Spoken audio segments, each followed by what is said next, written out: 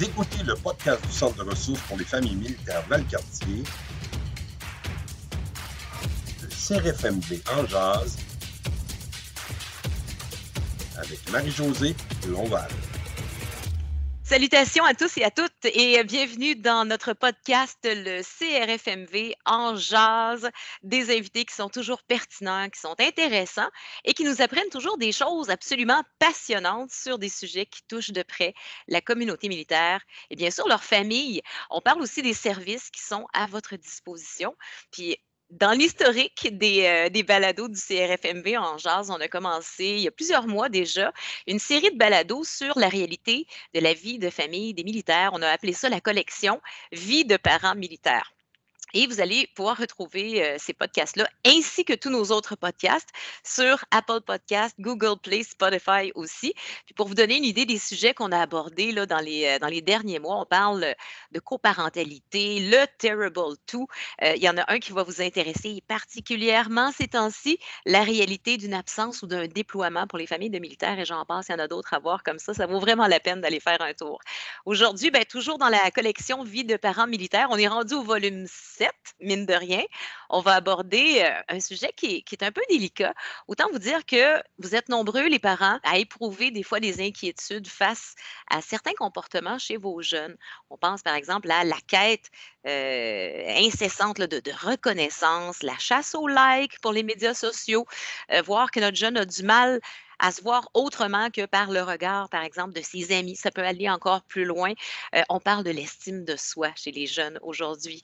Et mes invités, mes deux complices pour les balados de la collection Vie de parents militaires, il y a Mathieu Bouchard, intervenant jeunesse. Bonjour Mathieu. Allô. Et aussi Audrey Charland, éducatrice spécialisée, toujours au CRFMV, évidemment. Donc, merci d'avoir accepté encore une fois l'invitation. Merci de relever le défi et de participer à notre super belle collection. Là. Je ne veux pas avoir l'air qu'on se lance des fleurs, mais c'est vraiment très apprécié de notre public. Puis, je suis certaine que d'autres vont s'intéresser à nos différents volumes avec le sujet qu'on aborde aujourd'hui. Donc, on parle de l'estime de soi chez les jeunes et les parents de familles militaires ou encore les parents qui sont dans le civil vont être intéressés par notre sujet. C'est autant pour les petits que pour les plus grands. Oui, en fait, on va essayer d'aborder plus, on va dire, l'âge primaire, puis aussi y aller dans le secondaire, plus les ados. Donc, je suis content d'être ici aujourd'hui. Un gros sujet, mais un beau sujet, par contre. Avant de commencer, là, j'aimerais ça qu'on explique aux gens qui nous écoutent qu'est-ce que c'est l'estime de soi? Parce que, imaginons un parent qui peut avoir des problématiques avec son enfant, mais de ne pas nécessairement mettre le doigt sur « Ah, mon enfant a un problème d'estime de soi et je dois faire quelque chose ». Je pense que ce serait important d'expliquer qu'est-ce que c'est l'estime de soi. En fait, l'estime de soi, c'est vraiment la capacité à nous-mêmes de reconnaître notre propre valeur, puis de reconnaître aussi nos forces puis nos limites.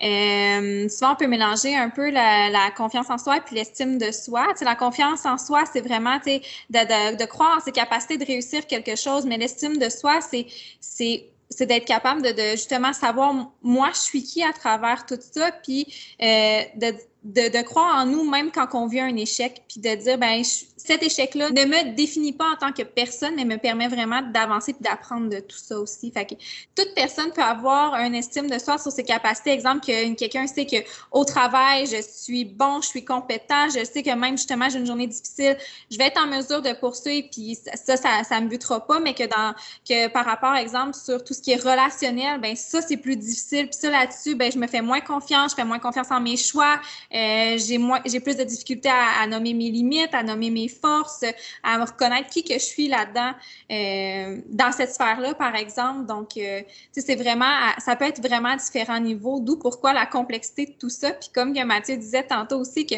c'est un sujet qu'on peut aller vraiment en profondeur, mais on va essayer d'y aller un peu en surface pour donner des pistes un peu plus aujourd'hui par rapport à l'estime de soi. Ce qui est important de dire, c'est que chaque personne est unique. Nous, là, on va analyser deux cas qui n'existent pas pour vrai, mais qui sont quand même tirés. De moi et Audrey, on a une bonne expérience terrain, donc on a vu plusieurs personnes. Donc, c'est peut-être un peu un ramassis de plein de situations qu'on a déjà vécues puis qu'on a créé ça ensemble.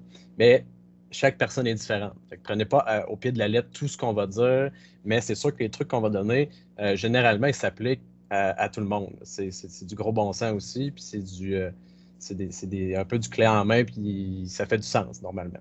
Je pense que c'est important aussi de se dire, on a même un problème d'estime de soi, puis je pense que dans une vie, dans un processus de 0 à 100 ans, ben, des up and down, ça arrive, c'est normal, puis c'est pas forcément, ça arrive surtout à l'adolescence, puis de rentrer à l'école.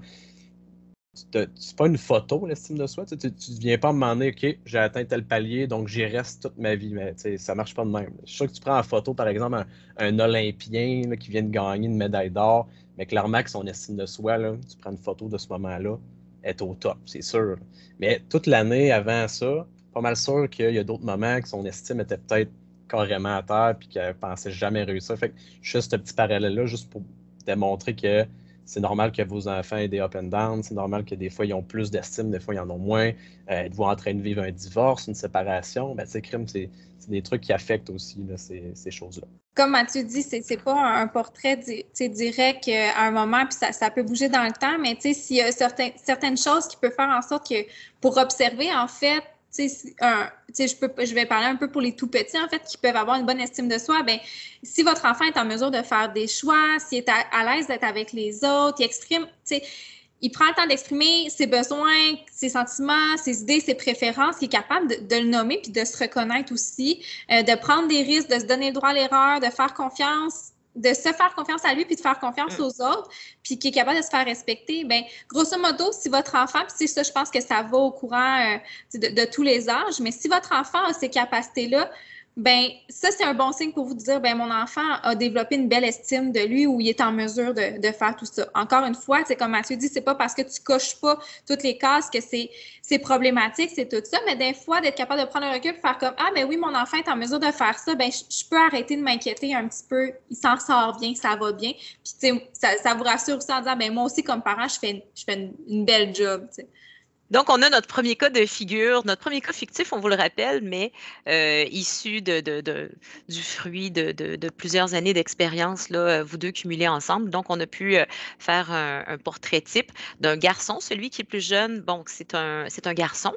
Mm-hmm. Est-ce que tu lui as donné un nom, Audrey, ou on y va comme ça? Il n'y a pas de nom. Comme ça, il n'y a pas de nom. Il s'appelle Petit Garçon. Petit Garçon. Il y a un petit surnom, par contre. Fait que, si on y va, je ne vous raconterai pas une grande histoire ici, mais juste pour vous donner un peu un topo d'une situation qu'on pourrait voir. Puis, c'est quelque chose, des fois, qu'on ne se rend pas tout à fait compte qu'on le fait nécessairement, puis que comme parent, puis je lève la main là-dessus, on ne se rend pas compte de l'impact qu'on peut avoir à travers le quotidien, mais des fois, de prendre ce recul-là, je pense que comme parent, grosso modo, dans peu importe quel même podcast qu'on peut faire ou truc qu'on peut vous donner, ou même en intervention, quand j'ai les parents dans mon bureau, de prendre le temps de prendre du recul puis de s'observer nous-mêmes comme parents, c'est toujours bénéfique. Fait que moi, c'est toujours aussi vers là que je veux vous amener.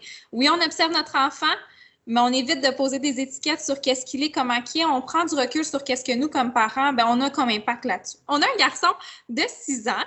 C'est un petit garçon qui, dans tous les domaines de sa vie, il se diminue constamment, en fait. C'est un petit garçon qui, souvent, les mots qu'il va utiliser, c'est « moi, je suis pas capable, je suis un bon à rien, je suis jamais assez ». Dans tout exemple les sports, il ne prendra pas nécessairement d'initiative, va essayer de rester en retrait, se faire le plus discret possible, avoir le moins d'attention possible, puis toujours en utilisant des termes qui sont péjoratifs pour lui-même. Puis souvent, ce qu'on peut voir, exemple, pour notre petit garçon, en fait, lui, il a un petit surnom, puis il dit « moi, je m'appelle Baboune ». Moi, c'est ça mon nom, je m'appelle Baboune. On m'appelle Baboune. Mes parents m'appellent Baboune, c'est mon petit surnom d'amour.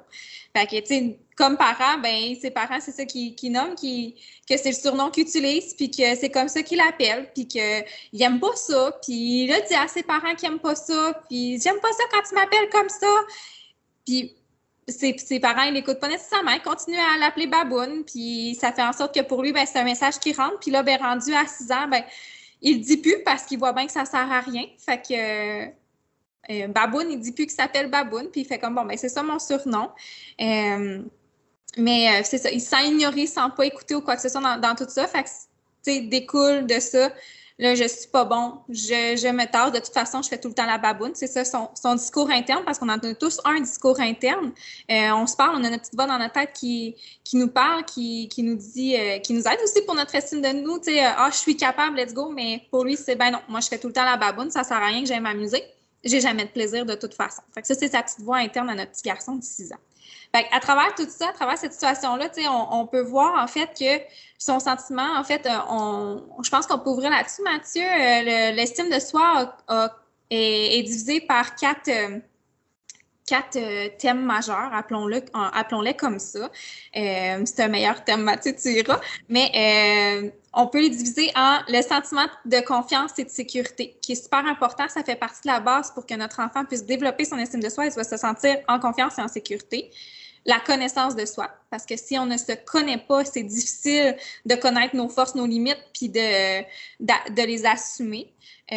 Notre sentiment d'appartenance à un groupe et notre sentiment de réussite ou de compétence. Fait que dans quoi est-ce que je suis bon, dans quoi je réussis, qu'est-ce qui me rend fière. Fait que c'est dans ces quatre sphères-là. Fait que dans la situation que je viens de vous parler de notre jeune garçon de 6 ans, Baboune, appelons-le comme ça, si on regarde au niveau de son sentiment de confiance et de sécurité, ça, c'est super atteint, en fait, dans le sens que Baboune, pour lui, pourquoi j'aurais confiance en mon parent quand je lui nomme que j'aime pas ça, quand je lui nomme ce que je sens ou quand je suis pas bien, je me fais pas écouter. Donc, à ce moment-là, ça sert à rien que je repile là-dessus parce que mon parent changera pas de toute façon. Puis, ça va rester comme ça, tu sais. Là, je mets des mots d'adulte sur ce qu'un enfant pense en tout petit, là. Ça sera pas ces mots directement dans sa tête comme ça va être beaucoup dans son inconscient que ça va passer. Mais si on veut le rationaliser comme adulte, c'est ça qui va se passer dans sa tête. Puis, tout ça, tu sais, comme parent, c'est vraiment de s'assurer pour aider tout ça, de permettre, en fait, à ce que, Baboune, quand on lui dit, j'aime pas ça quand tu m'appelles Baboune, dire hey, je m'excuse, mon grand, j'avais pas réalisé que ça pouvait te faire de la peine comme ça. T'sais, comment est-ce que t'aimes mieux? Quand tu m'appelles mon loup, j'aime mieux ça. Bon, parfait, je vais arrêter de dire Baboune, je vais utiliser mon loup à la place. Oui, excuse-moi, Audrey, clairement, j'imagine que c'est les parents dans cette situation, comme la plupart des parents, mais c'est jamais pour mal faire non plus, tu sais. Mm-hmm. Dans le quotidien, pour eux, Baboune, c'est cute, c'est le fun, puis c'est une démonstration d'amour. Mais si ce garçon-là, il l'entend aussi à l'école, il l'entend ailleurs, mais que c'est péjoratif, c'est peut-être là que ça peut causer problème. Tout à fait. C'est vraiment ça. Puis, de comment est-ce que, comme parent, justement, d'arriver aussi à nommer à l'enfant, mais que, par exemple, quand il ramène une situation, est-ce qu'il dit que quand Baboune, je m'excuse, je le rappelle Baboune parce que c'est comme ça qu'on l'identifie, mais quand Baboune dit « je suis pas capable de faire ci, faire ça », mais comme parent, c'est d'accepter que tout le monde peut se tromper, mais d'arriver avec ça. D'arriver avec ce discours-là aussi à notre enfant. Écoute, c'est pas grave, essaie-le. Je vais être là avec toi, je vais être derrière toi. Je vais t'accompagner là-dedans à être capable de faire ces nouvelles choses qui sont difficiles-là, puis on va les faire ensemble. Puis ça va l'aider, lui, justement, à se faire confiance et à se sentir en sécurité parce que son parent l'épaule en arrière. Il est derrière lui, en train de l'accompagner. Il ne fait pas à la place de... On note bien, hein? On ne fait pas à la place de notre enfant, mais on l'accompagne puis on le supporte à être capable de voir des nouvelles situations, des situations difficiles. Un enfant qui, je lance la question autant à toi, Mathieu, qu'à toi, Audrey. Un enfant qui se dit de lui-même, « Ah, ça, je suis pas bon là-dedans. Ah, ça, impossible. » Tu sais, qu'il y a souvent ces mots-là négatifs dont tu parles. Comment on réussit à lui enlever le réflexe de se diminuer? Tu sais, à un moment donné, est-ce qu'on le reprend? Lui faire vivre des expériences où il gagne ou est-ce qu'il réussit? Je ne sais pas si ça aiderait en même temps de forcer un peu à éliminer de son vocabulaire ce genre de phrases-là qui sont tellement, je trouve, poison. Oui, comme tu dis, le vocabulaire aussi, ça se travaille. Puis je pense qu'en tant que parent, on a un peu ce devoir-là de faire attention à ce qu'on entend puis au discours de notre enfant. Surtout, plus tu commences tôt, mieux c'est. Moi, j'ai souvenir, par exemple, je suis moi-même papa et beau-papa, puis je ne suis pas capable, il est comme banni un peu de notre lexique, mais on le remplace par « Ah, tu trouves ça difficile ». Donc, c'est pas que tu n'as pas la capacité, hein, c'est que c'est une tâche qui est difficile. Puis là, ça amène un autre volet. en tant que parent de aussi gager un peu, bon, ben, je ne vais pas demander à mon enfant d'aller déneiger le toit. Parce que visiblement, il va vivre un échec, il ne sera pas capable. Tu sais, j'ai un peu de jugement, je vais me dire, bon, ben, mais je pourrais demander de déneiger l'auto. Ça, je sais qu'il est capable. Une fois que la tâche est faite, même si ce n'est pas fait parfaitement, ben, c'est de le rendre positif, puis dire bravo, merci, tu m'as rendu un coup de main. Puis c'est un peu d'accompagner l'enfant là-dedans. Fait que j'imagine que notre ami Baboune, on va l'appeler Sourire. Hein. On va casser la baboune. On dirait que dans ma tête, Baboune, il y a un petit frère ou il y a un grand frère qui est extrêmement souriant. Ben oui, c'est sûr et certain. Je sais pas si tu me vois venir un peu avec ça. Puis oui, en fait, c'est de retourner un peu. C'est quand on se rend compte comme parent un peu de justement, on a fait ça, puis j'ai vraiment aimé ce que tu as dit, Mathieu, de changer notre vocabulaire. C'est un peu ça, où justement, un enfant, comme tu demandais, Marie-Josée, je suis pas capable, OK, qu'est-ce qu'on peut faire à la place? Qu'est-ce que tu serais capable de faire, tu penses? Puis d'ouvrir la discussion avec notre enfant, parce que notre enfant est capable d'en faire des choses. Je peux donner, j'aimais beaucoup aussi. Je m'excuse, je passe un peu du coq à l'âne, mais Mathieu, tu nommais aussi d'aller avec des tâches qui sont plus réalistes pour notre enfant. Tu sais, ça, c'est bien aussi d'avoir la notion, mais selon à l'âge qui est rendu, qu'est-ce qu'il est capable de faire aussi? Tu sais, je donne l'exemple, là, mon garçon à 2 ans, ramasser tout le salon qui est plein de jouets. Si je dis ramasse le salon, ben c'est sûr et certain qu'il ne sera pas en mesure de le faire. Il n'a pas la capacité de tout faire. Mais qu'est-ce qu'il peut ranger? Par exemple, ramasse tes autos pendant que je ramasse, exemple, les poupées, parce que, exemple, ma fille, elle avait joué avec des poupées autres. De trouver des alternatives où est-ce que l'enfant a des réussites puis mettre ces situations-là à l'avant. Je pense que c'est vraiment des situations qui peuvent aller amener ça. Puis, pour venir au changement de langage, mais c'est ça, si on avait tendance à l'appeler baboune, ben pourquoi pas l'appeler sourire? De trouver autre chose qui peut aller peut-être à l'inverse pour amener l'enfant à dire, ben non, je ne suis pas définie que par baboune, mais je suis pas, tu sais, aussi, je me définis pas que par soleil ou que par loup, tu sais, peu importe, tu sais, de se dire, ben d'éviter de mettre une étiquette à notre enfant par rapport à un trait de caractère qu'il a lui-même, tu sais, mais de lui amener, ben peut-être justement, il y a des babounes, ben comment est-ce que je peux l'amener à avoir une attitude un peu plus agréable les prochaines fois? Tu sais, je peux donner un exemple. Exemple que je vais l'appeler Baboune parce qu'exemple, il baboune pendant ce temps-là, mais j'amène Baboune au ski puis qui baboune tout le long. Comme parent, ça vient me chercher. Ben voyons, on est au ski, il baboune tout le long. Il n'est pas content, il n'y a jamais ça. Tu sais, mais le moment qu'il fait un sourire, de un, ben on essaie d'enlever le surnom Baboune de notre vocabulaire. Et de 2, quand il y a un moment où est-ce qu'on voit qu'il est de bonne humeur, qu'il a du plaisir, mais de faire le temps comme « Hey, je suis content, je vois que tu as du plaisir aujourd'hui, ça me fait vraiment plaisir, merci mon grand, de participer avec moi dans tout ça, puis d'être agréable. » Des invités passionnants, pertinents. Le CRFMV en jase, c'est pour la communauté militaire, leur famille, leurs proches. Bref, ça jase de nous. De retour dans quelques instants. Juste pour jaser, pour échanger, la vie militaire entre deux bouchées donne l'occasion de vous changer les idées, de parler, de rire, de ventiler. Le 2e mardi de chaque mois, au Centre de ressources pour les familles militaires Valcartier, participez à un souper qui fait du bien, avec des personnes qui comprennent votre réalité. Parfois, on est 4, des fois 15, et il ne manque que vous. La vie militaire entre deux bouchées. Réservez votre place. 88 844 6060. N'hésitez pas à nous donner 5 étoiles. Le CRFMV en jase, ça jase de nous. Quand votre enfant, le baboune en question, notre baboune fictif, a autour de 6 ans, mais on peut extensionner que ça se peut qu'il soit d'âge, admettons, primaire.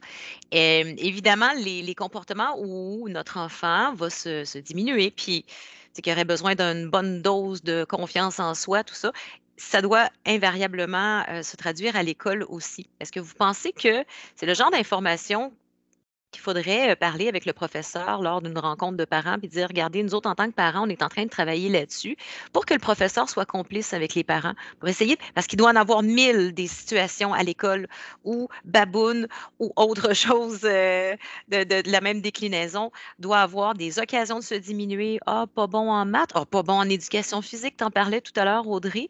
Mettre les professeurs dans le loop, je pense que ce serait pas mal une formule gagnante pour aider les parents à arriver à un bon résultat. Tout à fait. Moi, en fait, le plus que de communication possible entre l'enseignant et les parents, le mieux la situation va. C'est sûr et certain, ça va toujours avec le lien de confiance avec l'enseignant aussi, puis tout ça. Mais c'est jamais perdant parce que l'enseignant est au courant de ce qui se passe à la maison, puis qu'est-ce qui est mis en place. Donc, peut aller dans le même sens aussi. Ou si justement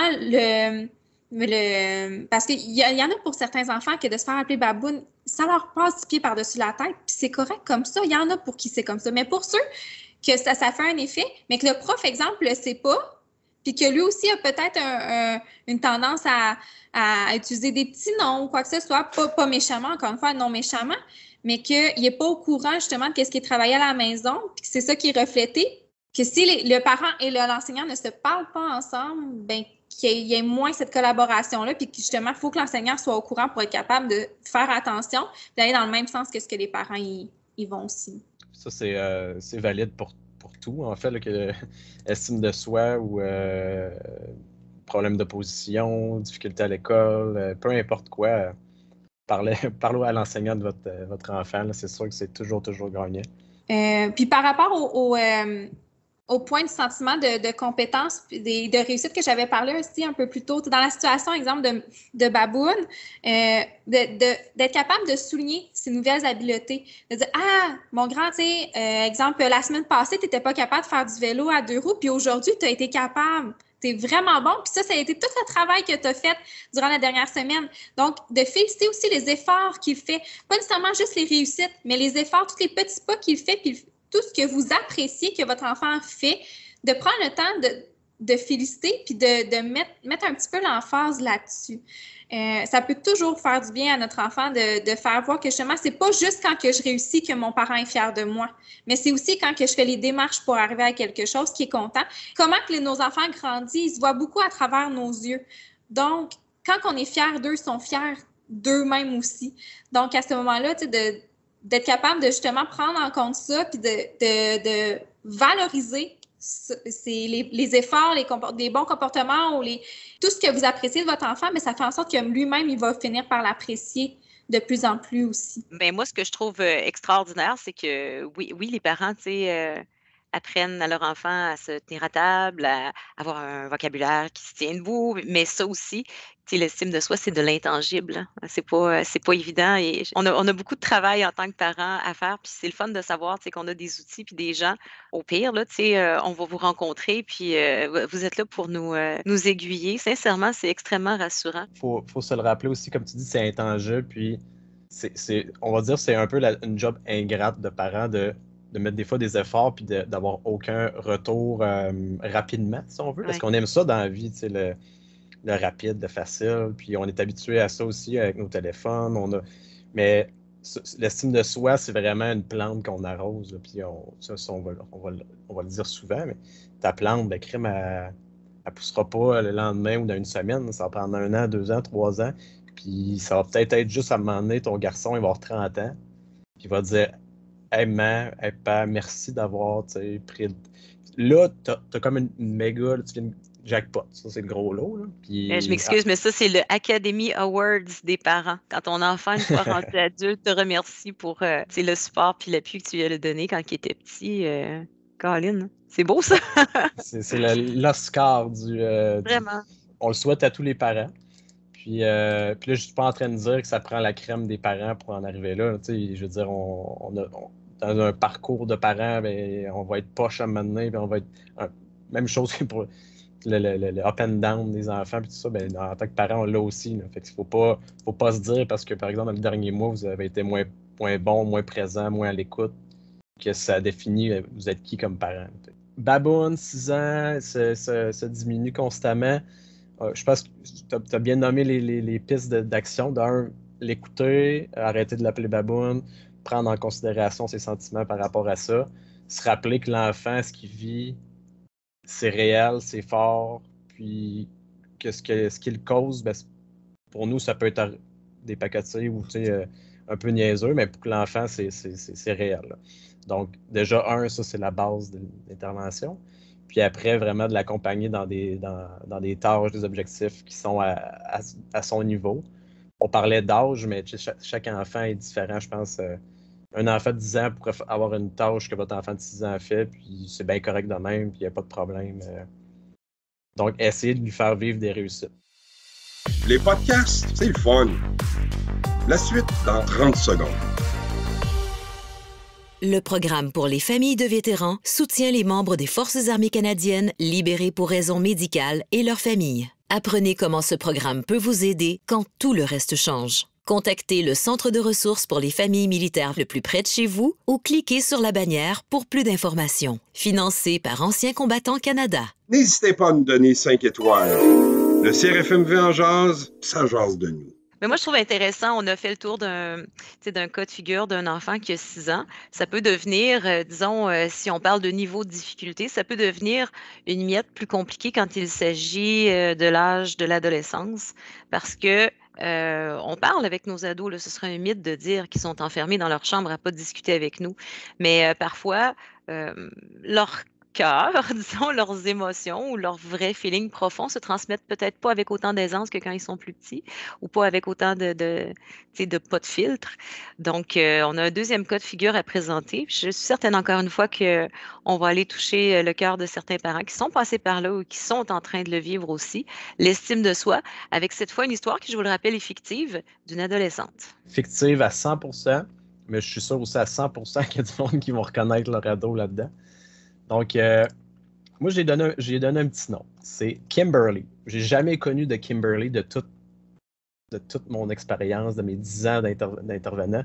Donc, je m'étais dit, pourquoi pas Kimberly? Ça se peut que vous nous écoutiez et votre enfant s'appelle Kimberly, désolé.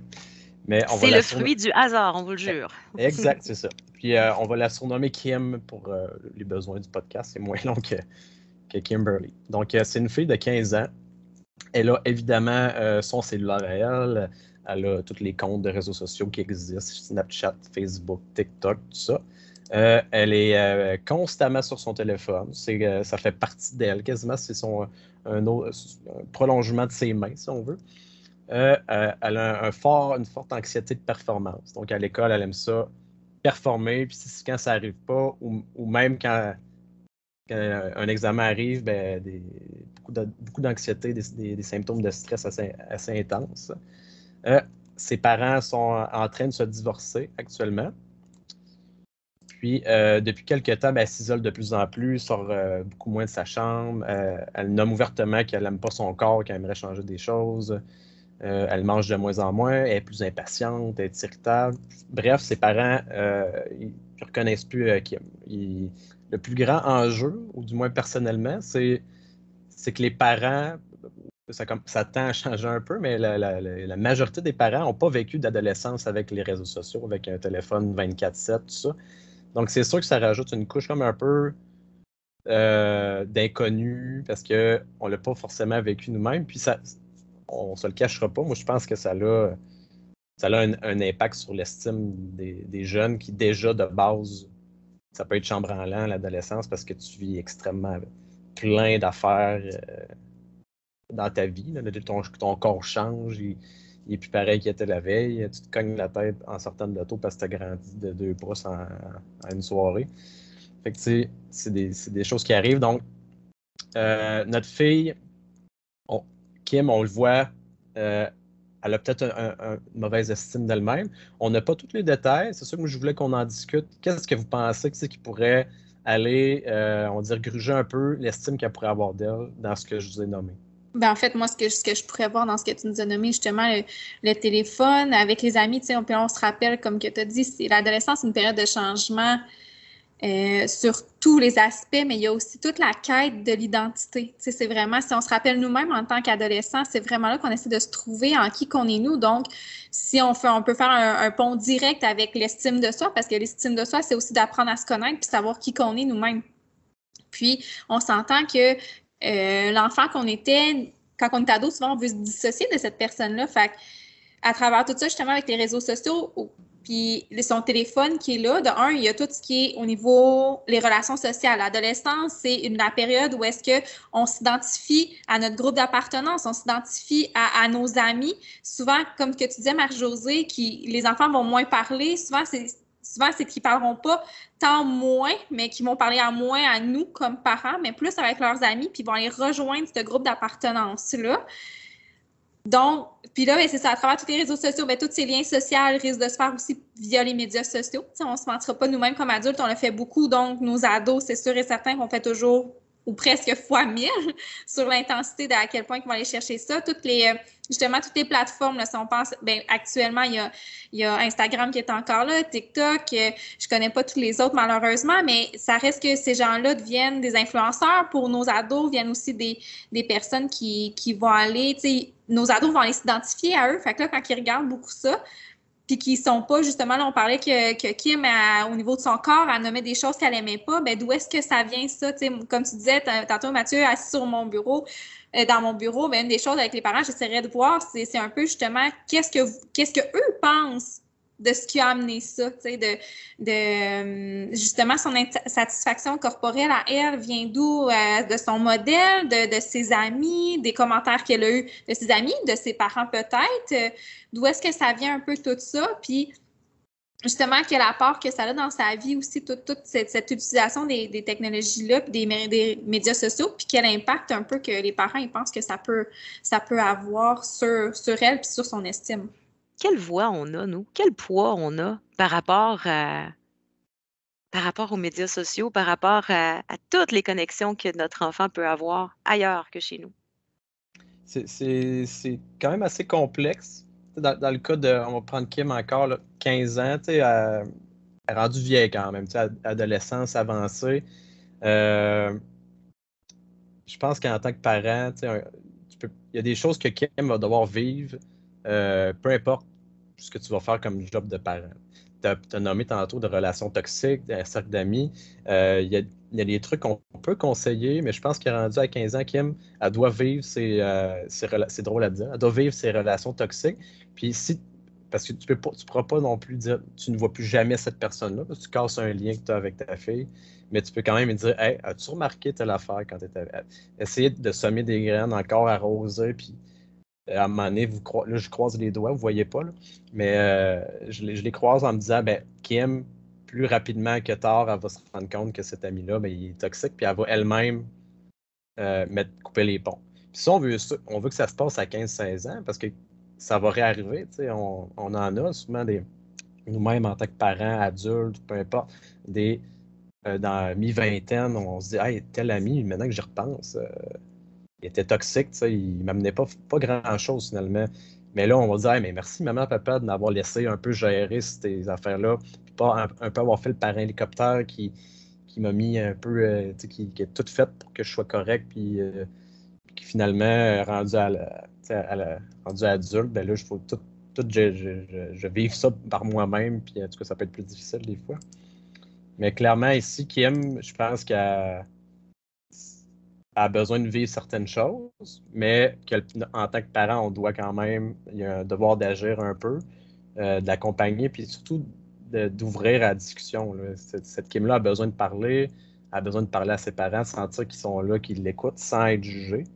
Puis je pense que c'est bien aussi côté médias sociaux, de poser des questions, tu sais, hey, mais telle influenceuse que tu regardes, tu vois qu'il y a un filtre, hein, ou tu sais, des fois, il y a des belles choses de fait. De plus en plus, on le voit un peu des influenceurs, influenceuses, mais qui ont un look plus différent, tu sais, un surplus de poids, tu sais, puis je pense que c'est de plus en plus fréquent, là, puis il faut valoriser ça aussi, c'est pas juste la top modèle parce que c'est là que c'est faussé. Puis Instagram, c'est une photo de1 seconde de cette vie d'influenceur-là. Mais dans sa journée, elle a peut-être eu 4 breakdowns puis est en dépression. Il faut amener cette vision-là à Kim. Oui. Il n'y a pas de surhumain ou d'humain parfait. Donc, relativiser, peut-être que ça peut aider. Les effets spéciaux sont partout. C'est merveilleux, ça rend la vie extraordinaire, idéalisée, mais de là à s'en faire de la peine puis des misères parce qu'on n'est pas comme ça naturellement, je pense qu'il faut peut-être juste faire un petit retour du balancier puis un petit retour à la réalité. C'est de développer l'esprit critique aussi. Parce que Instagram, tout ça, ben, c'est là pour rester, là, peu importe.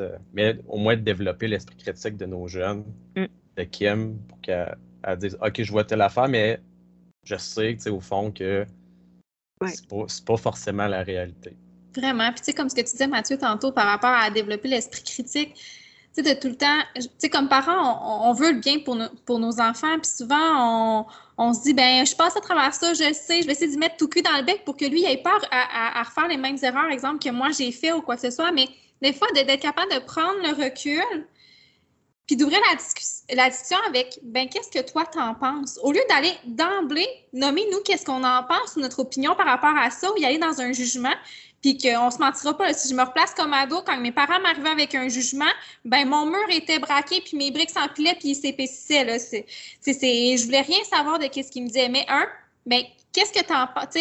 De prendre un recul encore comme parent, ben toi, qu'est-ce que t'en penses de cette situation-là?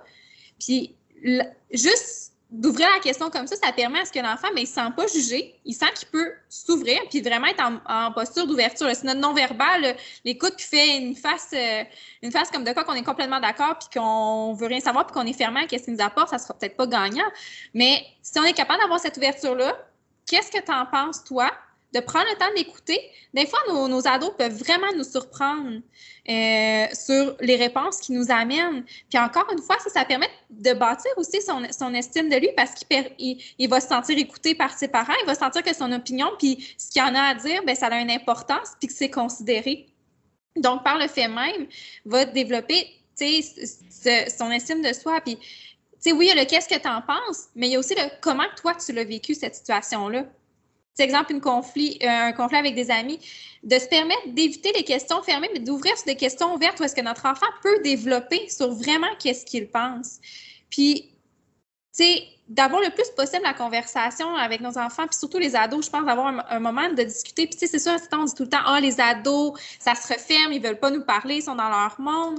Mais des fois, c'est de trouver d'autres moyens de pouvoir leur parler. Tu sais, si c'est pas en face à face ou au moment du souper parce que, oh mon Dieu, ils trouvent ça donc ben idole, puis qu'ils roulent les yeux ils roulent les yeux parce qu'ils veulent pas discuter finalement, ben peut-être, en faisant un tour de voiture pour une activité quelconque, que ça soit ça le médium pour ouvrir la discussion avec lui, de faire une activité de jeu de société ou est-ce que là, il est plus livré à lui-même, qu'on voit que son mur, il n'est pas bâti entre nous, parce que souvent, on ne se mentira pas à l'adolescence. Oui, ça se passe parce que l'enfant cherche à se détacher de son parent. Il veut son identité à lui, il ne veut plus se coller à l'identité de son parent comme quand il était jeune. Là. Il veut son identité à lui individuelle. Donc, trouver un moment où une façon où est-ce que le mur va être abaissé, d'ouvrir sans jugement, en accueillant qu'est-ce que nos enfants vont dire, puis peut-être de vous-même comme parents vous dire, ben aujourd'hui, ça ne sera pas la journée où est-ce que je vais réagir. Je vais prendre qu'est-ce qu'il me dit, puis je vais prendre le temps de le digérer, puis après ça, je reviendrai une autre fois quand j'y aurai réfléchi. Au lieu de, souvent, on veut réagir sur le tas, ou exemple, nos enfants vont nous annoncer quelque chose, exemple, que vous étiez complètement contre. Je donne un exemple quelconque, mais par exemple, vous ne vouliez pas que Kim aille un chum avant une telle âge pour vos raisons personnelles qui vous appartiennent, puis que finalement, ben le mur il est baissé, elle se sent à l'aise, elle vous le nomme, puis que là, tout, vous réagissez, puis ben là, je t'avais dit que ben c'est peut-être pas la meilleure approche pour amener la confidence, amener l'estime de soi, puis amener l'écoute aussi envers votre jeune. De faire comme, OK, je vais prendre ce qu'elle me dit, je prends le recul, je réagis pas, puis je ventilerai, exemple, avec mon chum, ma blonde, mon ami, quelqu'un d'autre à l'extérieur avec mes parents, je ventilerai, puis je reviendrai avec mon enfant un peu plus tard, quand je vais être déposée, puis que mes paroles vont vraiment être sensées sur ce que je veux amener aussi. Ça, je pense que par rapport à l'estime de soi de votre enfant, ou peu importe au niveau de la confidence de votre relation, c'est quelque chose qui va vraiment être gagnant avec vos ados. Oui, je suis vraiment d'accord avec ce que tu viens de dire, Audrey. Puis l'autre volet qu'on n'a pas encore beaucoup abordé, mais on va le faire rapidement. Puis je vais donner les trucs aussi, ce que je pense que les parents devraient faire dans cette situation-là. Mais je ne sais pas si vous vous souvenez, mais j'avais dit ses parents, ils sont en train de se divorcer. Fait que, tu sais, Kim a vécu un changement majeur dans sa vie à 15 ans. Puis on parlait tantôt des 4 composantes, des 4 thèmes majeurs là, de l'estime de soi. Puis là-dessus, il y a le sentiment d'appartenance puis l'identité. Mais là, je pense que dans le cas de Kim, c'est vraiment ces deux-là qui vont être à travailler. Parce que là, ça se peut que son sentiment d'appartenance, ça se dit, ben j'en ai plus. Je me sentais une famille avec mes parents, j'avais mes amis à l'école, puis là, le côté familial a un peu explosé. Je m'y attendais pas. Donc là, c'est sûr qu'il y a comme une zone tampon, que ça s'isole, puis que ça, ben, ça peut être, somme toute, normal. Après, il faut quand même, tu sais, c'est de quoi qui peut quand même rapidement débouler, si on veut. Tu sais, il faut quand même, en tant que parent, avoir un œil là-dessus, là. Donc, puis d'ouvrir la discussion. Puis, je pense que être les parents de Kim, ben, ce serait bien aussi de nommer ce qu'ils voient. Tu sais, il y a les faits. C'est plus difficile d'être fâché quand tu as un ado quand tu fais juste ramener des faits. Je remarque que tu t'isoles plus, tu es plus souvent dans ta chambre. Peut-être qu'au moment que vous allez dire ça à l'enfant, elle va peut-être se braquer, puis, mais la journée d'après, elle va dire, elle va mijoter ça. Elle dit, c'est vrai que depuis une semaine, je vois plus mes amis, je sors plus. Fait que de nommer ce qu'on voit, c'est toujours gagnant à un bon moment. Pas si vous êtes en colère, puis c'est peut-être pas forcément le meilleur timing. Puis, il faut y aller aussi, moi j'aime bien y aller cash, là, pas passer par 4 chemins, puis là, ben là, j'ai peut-être remarqué que l'autre jour. Non, tu sais, vous êtes des parents, vous savez un peu ce qui est bon aussi pour votre enfant, ben nommez les choses, puis ayez une vraie discussion sans tourner autour du pot pendant 15 minutes. Ça j'aime bien ça aussi. Puis après, le monde reste les experts de leurs enfants. Fait que si vous savez que c'est pas forcément la meilleure affaire, ben, vous pouvez aussi y aller selon ce que vous pensez qui est le mieux. Puis, je voulais aborder aussi, c'est sûr que c'est très contextuel, mais là, il y a les mesures sanitaires, on est en isolement depuis, la pandémie elle dure depuis super longtemps. Donc, le besoin des ados de Kim d'être en contact avec ses amis, mais ces temps-ci, il est comblé par son téléphone. Elle ne les voit pas à l'école, elle ne voit pas, elle ne peut pas aller voir. Puis eux, ce besoin-là, ben, c'est équivalent à manger, dormir, puis avoir, leur ami, c'est leur monde, là. Donc, est-ce qu'à 6 heures, de nos yeux de parents, à 6 heures, elle parle à personne, elle est tout le temps sur son téléphone. Oh, mais attends, là, envoies-tu 50 Snapchat à ses amis en disant hey, telle affaire, bon, il m'est arrivé ça. Puis, donc, elle est quand même en communication. C'est sûr qu'il faut faire. Là, on ne parle pas de cyberdépendance. Là, ça, c'est un autre sujet. Mais c'est quand même d'essayer de dire OK, ben c'est-tu sain, c'est-tu pas sain, mais puis, vous pouvez quand même apporter vos craintes si c'est le cas, tout ça. Mathieu, tu m'ouvres la porte, c'est que tu dis oui, c'est contextuel. Parce que les signaux d'alarme qu'on voit habituellement ne sont pas exactement les mêmes parce que l'on est en situation de pandémie, il y a eu de l'isolement et tout ça. Mais je veux juste attirer l'attention sur nos auditeurs qui sont intéressés par le sujet de la cyberdépendance.